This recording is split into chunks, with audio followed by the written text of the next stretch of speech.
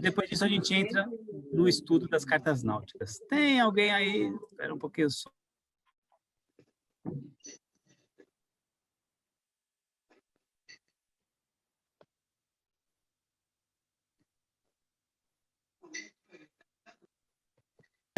Não, me tiraram o som. Eu mesmo, né? Fui tirar o som de alguém e tirei de mim mesmo. Mas tudo bem, vamos embora.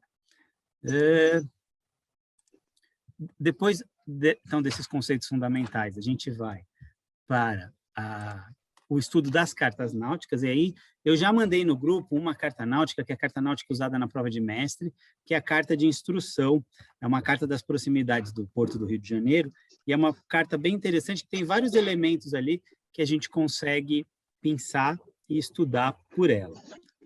Eu vou pedir para vocês baixarem um material aí, eu ajudo isso na sequência, mas tem a listinha aí rapidinho. Depois disso, a gente vai fazer um parênteses para falar de meteorologia de uma forma mais profunda. E por que eu digo isso? Porque todos os dias, inclusive hoje, a gente começa um pouco a aula já vendo a análise meteorológica, né? Justamente para ir na pegada. Se eu for fazer uma travessia para o Rio de Janeiro na semana que vem, eu começo hoje a ver a previsão do tempo.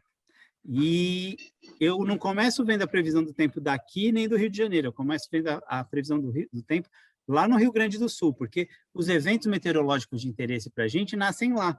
Então, eu quero saber o que está acontecendo lá, porque a gente é o lá daqui a pouco, né?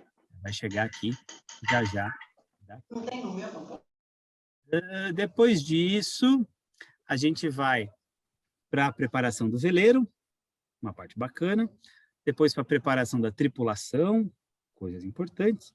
Aí sim a gente vai planejar a nossa derrota e, de preferência, executá-la em algum momento. Mas essa é a nossa programação geral e todos vocês são muito bem-vindos a bordo. Aqui é a nossa bibliografia sugerida. Nada disso precisa... não precisa comprar se quiser, tá? Mas o principal não.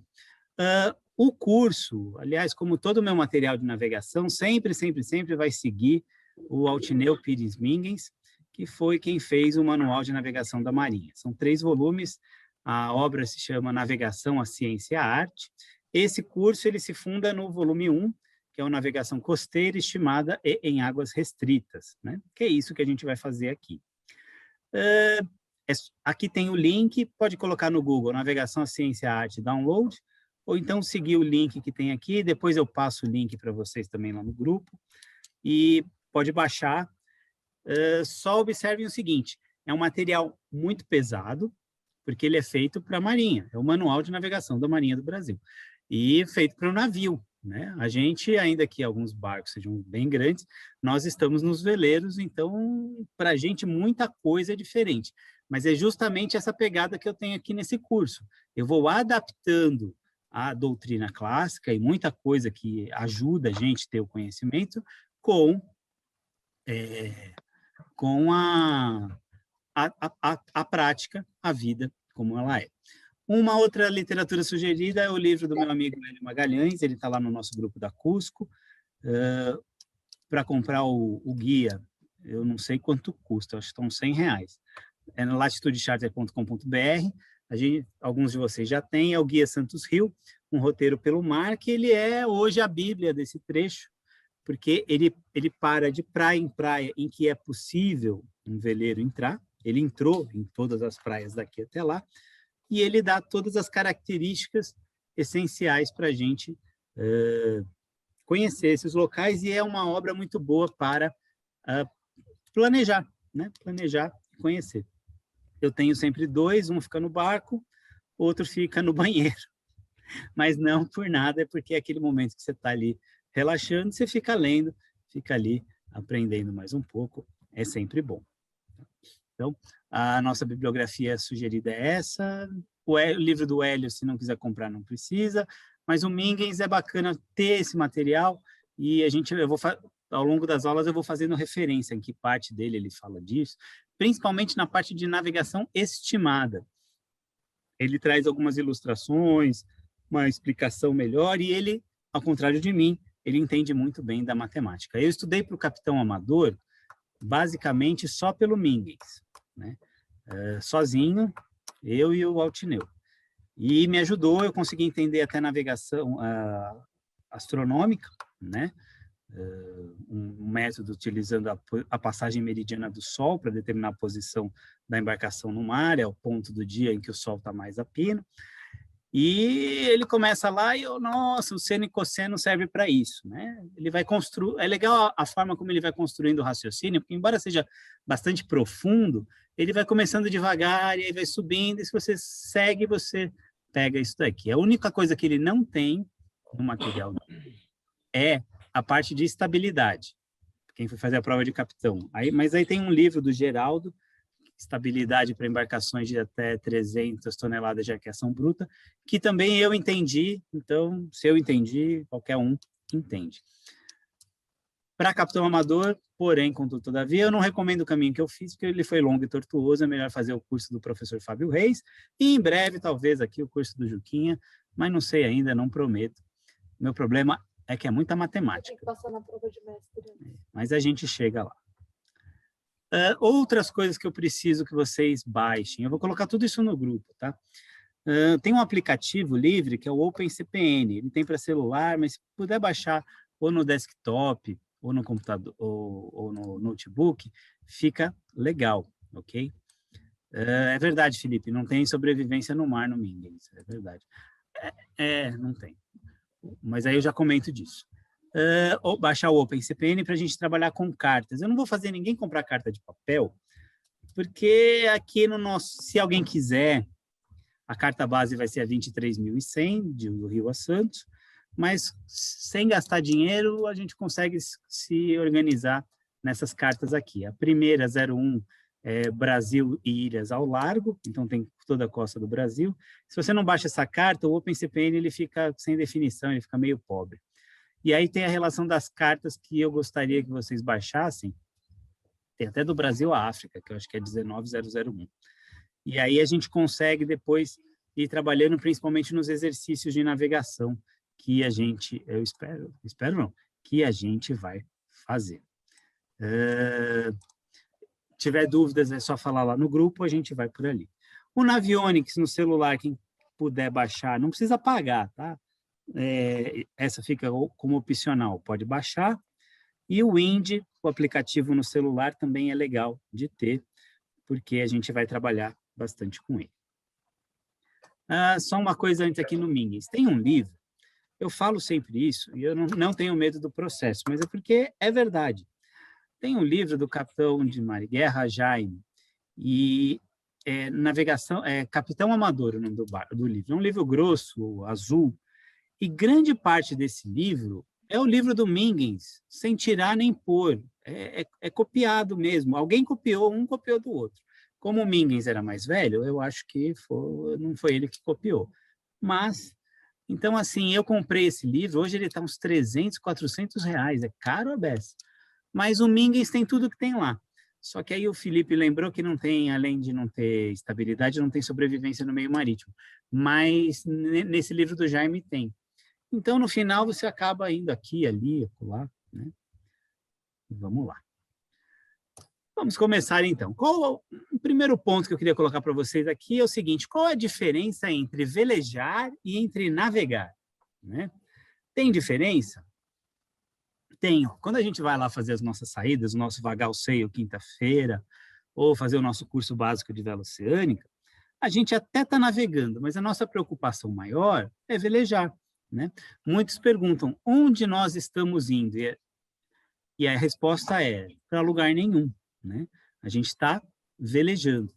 Quando a gente está apenas velejando, quando nós não estamos navegando, nós não estamos indo necessariamente de um ponto ao outro. Eu estou na Baía de Santos, aí uma hora eu vou até o Itaipu, aí eu volto, vou para Ponta Grossa, aí eu vou para a Garganta, aí vou para o Iso, fico dando volta ali, ou seja, eu estou, eu não vou. Né? Velejar nem sempre é ir, velejar é muito de estar. A diferença, então, entre velejar e navegar: velejar, eu estou velejando, eu estou fazendo manobras de velas, eu estou treinando jaibe, treinando bordo. Né? Já quando eu navego, eu me desloco necessariamente de um ponto A no mínimo para um ponto B, né? Então, aqui no nosso curso de navegação costeira, a gente vai fazer uma navegação que é sair do Porto de Santos e navegar até o Porto do Rio de Janeiro. Com isso, muitas vezes, quando os alunos fazem o curso intermediário e o avançado também, eles logo percebem que é muito diferente daquilo que a gente faz no básico. No básico, lembram o aula 1? É bordo, bordo, bordo, bordo, bordo. Você dá um bordo que nem um condenado, né? No intermediário, às vezes a gente sai de Ilhabela, de Ubatuba, bota a proa na Ilhabela e a gente muda de rumo e vela umas 2, 3 vezes. Depois o barco meio que vai sozinho, né? Quando a gente foi para a África, uma das coisas que se colocava a bordo era o seguinte: mas isso aqui não tem vela aqui, né? É verdade, não tem muita vela, é mais navegação. Então, a nossa preocupação não é tanto regulagem de velas o tempo todo, mas mais onde eu estou, para onde vou, né? Essa é a pergunta filosófica da navegação. Isso não significa que você pode navegar de qualquer jeito. Não, você tem que navegar direitinho. O que eu quero dizer é que, principalmente quando você está na navegação costeira, afastado do continente, afastado de terra, você não vê, quer dizer, o vento não muda de direção muitas vezes, em geral. Então, isso quer dizer que quando eu regulo uma vela, eu só vou regular de novo se eu alterar o rumo, que não é algo muito frequente, ou se o vento mudar. Aí cabe um parênteses aqui. O litoral de Santos ao Rio, ele é extremamente desafiador, porque uma outra característica desse pedacinho de paraíso é que o regime de ventos ele é absurdamente mutável, ele muda de toda hora, e a previsão nem sempre acerta, mas a gente vai falar de previsão. Então, a diferença de velejar e navegar é que, enquanto velejar, eu estou preocupado com as manobras, estou me divertindo, surfando nos ventos, na navegação eu estou indo de um ponto ao outro. Aí vem aqui a definição de navegação do Mingens, que eu adoro, eu já usei no final do nosso último curso, e vou usar de novo, e vou ir de novo, e de novo, e de novo, que é o seguinte: a navegação é a ciência e a arte que ensina a conduzir com segurança a embarcação de um ponto ao outro, sob a superfície das águas, pelo caminho desejado. Essa é a adaptação, na verdade, da Domingues, mas é isso mesmo, é navegar de um ponto ao outro, conduzir uma embarcação de um ponto ao outro do globo terrestre com segurança, né? E para isso ser conseguido, é necessário um estudo prévio da derrota, que é o que a gente vai aprender a fazer aqui, do caminho a ser seguido, que deverá ser o mais safo, o que é safo? É seguro, né? O mais safo de perigos e o mais curto possível. Aí vem, a gente tem sempre que lembrar desde já, que o mais curto possível para esse cara aqui, para um navio, é algo que pode ser completamente diferente do mais curto possível para um veleiro. Mas isso faz parte da arte que a gente escolheu fazer, que é velejar. Velejar é muito de ciência, muito de arte. Por quê? Porque o toque pessoal do comandante, o toque pessoal da tripulação faz a diferença. É uma arte ser que nem o Cláudio, que está numa regata e olha para a raia e ele lê o que está acontecendo, né? Isso aí não é só ciência, tem algo de pessoal, tem algo de especial em você. Você aprende isso, sim, com muito bumbum no conversa, mas tem que estar aberto para isso, né? Mas é sensacional mesmo, velejar é muito bom. Deixa eu só ver aqui, eu só achar o que eu preciso aqui, desculpa, aqui eu me atrapalhei aqui, mas já resolvi. Aqui. Para o navio, o caminho mais curto ele vai representar um menor gasto de combustível, que para a gente não importa tanto, e uma viagem mais rápida, né? Só que, de novo, é a posição da marinha, isso aqui eu tirei de material de marinha. E aqui tem, para a marinha, para o navio, os 2 primeiros problemas da navegação, mas para o veleiro, são 3 problemas que a navegação traz e que devem ser resolvidos pela gente. O primeiro é como determinar a qualquer momento a posição da embarcação. Então, quando a gente está navegando, a gente se pergunta e a gente deve ter essa consciência a todo instante. Onde eu estou? Quando eu saio hoje para ir do Guarujá para Ilhabela, para mim, depois dessas 2 décadas, é algo muito natural. Eu confesso que, às vezes, eu não olho nem previsão, que é errado. Mas o que eu quero dizer com isso? Que já é algo meio automático. Outro dia eu e a Vivi, a gente trouxe, ela tinha ido, eu desisti de uma regata de mini 6,5, ela foi me encontrar em Ilhabela, eu olhei para a cara dela, volta comigo, aí a gente voltou velejando. Ou seja, é normal, mas a todo instante, de 5 em 5 minutos, eu estou sempre olhando, eu estou sempre tomando referências visuais e eu meio que sei onde eu estou. Por que meio que sei? Porque eu não tenho a posição ali precisa, porque para isso eu teria que pegar o GPS, né? Mas na navegação estimada, eu trabalho com um conceito que a gente vai trabalhar bastante aqui no nosso curso, que é o do triângulo de posição, que é a região de máxima probabilidade da embarcação se encontrar num determinado momento. Então, assim, saio de Ilhabela, aí passou toque-toque, eu já sei que eu estou fora do canal, né? Aí vai seguindo, eu estou olhando ali Alcatrazes a bombordo, ok. Maresias tem que aparecer a Boreste já já, né? Outro dia, eu estava com o Rafael, que está vendo o curso aqui, e o Gabriele, o italiano. E esses italianos com nome de mulher me confundem. Mas a gente saiu, eu estava no meu turno, e a gente escureceu, e eu estou acostumado com a saída do canal de Ilhabela.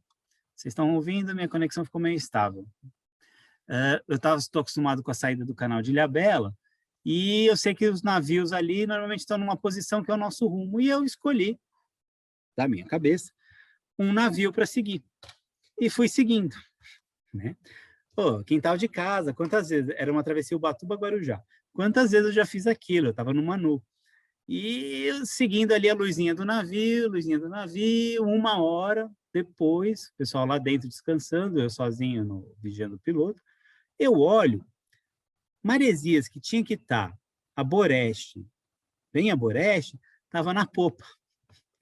Aí, alguma coisa aconteceu. Maresias é uma praia que, principalmente de noite, dá para ver bem, porque ela tem uma faixa de areia grande e ela é bem iluminada. E aí eu olho para a popa, tá Maresias na popa. Eu falei, eu estava indo para a África antes da hora, porque eu ainda não tinha ido. Tinha alguma coisa de muito errado ali, né?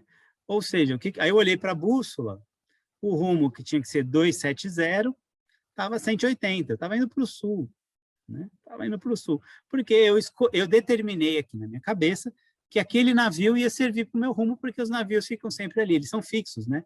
Eles é que nem vaga de estacionamento de shopping, eles estacionam sempre no mesmo lugar. E vê como o macaco velho consegue fazer bobagem, né?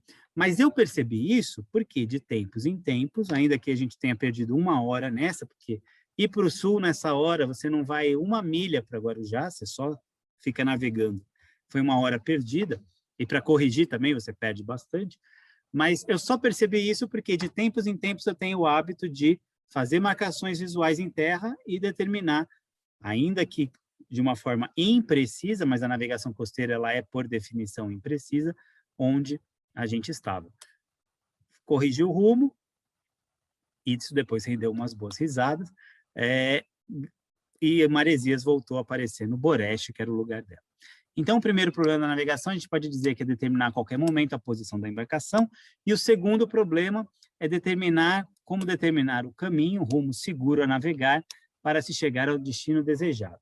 Na verdade, é onde estou e onde estarei, e para eu estar lá no futuro, naquele ponto, estou no ponto X, para eu chegar no ponto Y, eu preciso escolher o rumo mais seguro, o mais livre de perigos. Eu não traço uma derrota passando por cima de uma ilha, porque o veleiro ele não pula, né? Não vai ter jeito.